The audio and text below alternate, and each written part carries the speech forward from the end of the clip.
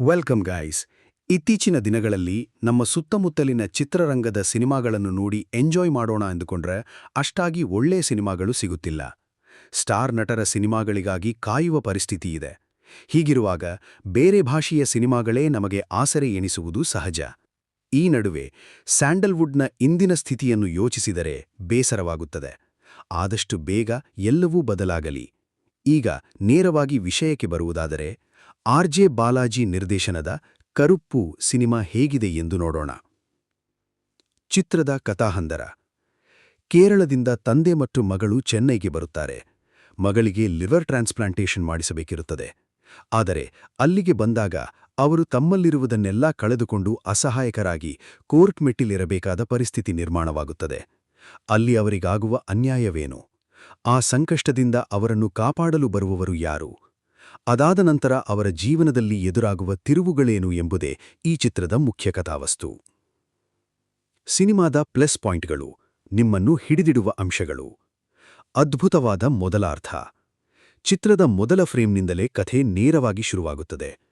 ಆರಂಭದಿಂದಲೇ ಪ್ರೇಕ್ಷಕರಲ್ಲಿ ಕುತೂಹಲ ಮೂಡಿಸುವಂತಹ ಆಸಕ್ತಿದಾಯಕ ಸನ್ನಿವೇಶಗಳು ಬರುತ್ತಾ ಹೋಗುತ್ತದೆ.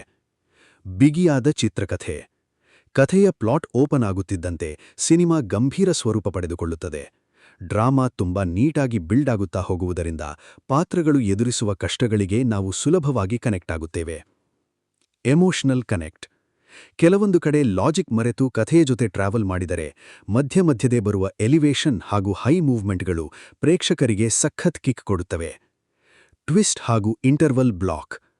ಕಥೆಯಲ್ಲಿ ಬರುವ ಪ್ರಮುಖ ಪಾತ್ರಗಳ ಎಂಟ್ರಿ ಮತ್ತು ಕಥೆಗೆ ಸಿಗುವ ಹೆಲಿ ಇಂಟ್ರೆಸ್ಟಿಂಗ್ ಟ್ವಿಸ್ಟ್ಗಳು ದ್ವಿತೀಯಾರ್ಧದ ಮೇಲಿನ ನಿರೀಕ್ಷೆಯನ್ನು ಹೆಚ್ಚಿಸುತ್ತವೆ.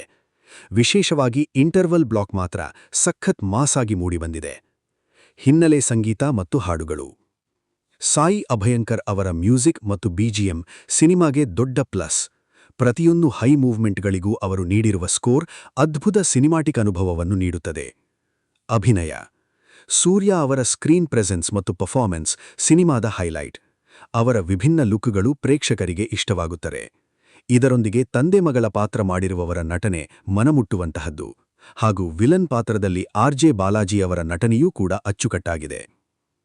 ಸಿನಿಮಾದ ಮೈನಸ್ ಪಾಯಿಂಟ್ಗಳು: ನಿರಾಸೆ ಮೂಡಿಸುವ ಅಂಶಗಳು.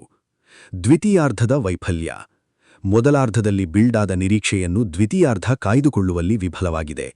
ಚಿತ್ರಕಥೆ ತುಂಬ ಡಲ್ ಆಗುತ್ತಾ ಹೋಗುತ್ತದೆ ಮತ್ತು ಕಥೆಯನ್ನು ಮುಂದೆ ಕೊಂಡು ಹೋಗಲು ಯಾವುದೇ ಬಲವಾದ ಲೈನ್ ಇಲ್ಲದಂತಾಗುತ್ತದೆ.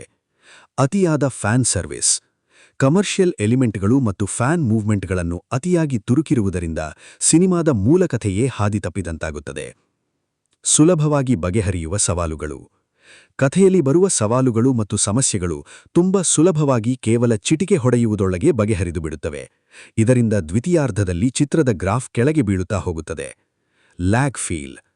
ಆರಂಭದಲ್ಲಿ ಅಷ್ಟು ಇಂಟ್ರೆಸ್ಟಿಂಗ್ ಆಗಿದ್ದ ಕೋರ್ ಕಾನ್ಸೆಪ್ಟ್ ದ್ವಿತೀಯಾರ್ಧದಲ್ಲಿ ಸಂಪೂರ್ಣವಾಗಿ ಡೈಲ್ಯೂಟ್ ಆಗಿಬಿಡುತ್ತದೆ. ಕಥೆ ಎಲ್ಲೂ ಮುಂದೆ ಹೋಗದ ಕಾರಣ ಪ್ರೇಕ್ಷಕರಿಗೆ ಸಿನಿಮಾ ತುಂಬ ಎಳೆದಿದ್ದಾರೆ ಎಂಬ ಬೇಸರ ಮತ್ತು ತೀವ್ರ ಲ್ಯಾಗ್ ಫೀಲ್ ಉಂಟಾಗುತ್ತದೆ. ಅಂತಿಮ ತೀರ್ಪು. ಒಟ್ಟಾರೆಯಾಗಿ ಹೇಳಬೇಕೆಂದರೆ ಇದು ಒಂದು ಆವರೇಜ್ ಸಿನಿಮಾ. ಚಿತ್ರದಲ್ಲಿ ಮಜಾ ಇದೆ, ಆದರೆ ದ್ವಿತೀಯಾರ್ಧದ ಮೇಕಿಂಗ್ ಮತ್ತು ಟ್ರೀಟ್ಮೆಂಟ್ ತುಂಬ ಫ್ಲ್ಯಾಟ್ ಆಗಿದೆ.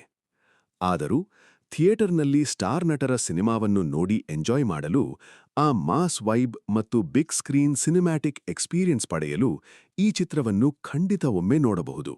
ನಿಮಗೆ ಈ ಸಿನಿಮಾ ನೋಡಿ ಏನೆನಿಸಿತು ಎಂಬುದನ್ನು ಕೆಳಗಿನ ಕಾಮೆಂಟ್ಸ್ನಲ್ಲಿ ತಿಳಿಸಿ.